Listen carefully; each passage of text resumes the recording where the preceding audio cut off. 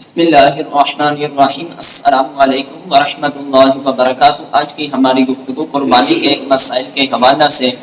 اگر کوئی انسان اس کے پاس کسی طرح کا کوئی بھی نصاب نہیں ہے کہ جس کی وجہ سے اس پر قربانی فرض ہو جائے، اس کے باوجود وہ قرض لے کر قربانی کرتا ہے، تو کیا اس کی طرف سے یہ عمل صحیح ہے؟ قربانی ادا ہو جائے گی یا نہیں ہوگی؟ اس کے جواب سے قبل اگر آپ ہماری ویڈیو پر نئے ہیں، چینل کو سبسکرائب کیجئے، لائک کیجئے، ساتھ بیل کے بٹن کو دبائیں تاکہ ہر آنے والی نئی ویڈیو آپ تک بآسانی پہنچ سکے۔ اگر کوئی ایسا آدمی کہ اس کے پاس کسی طرح کا کوئی بھی نصاب نہیں ہے کہ جس کی وجہ سے اس پر قربانی فرض ہو جائے، تو وہ قرض لے کر قربانی کرے، تو کیا قربانی ہو جائے گی یا قربانی نہیں ہوگی؟ ایسے آدمی کو سب سے پہلے یہ سوچنا چاہیے کہ لا یکلف اللہ نفسا الا وسعہا،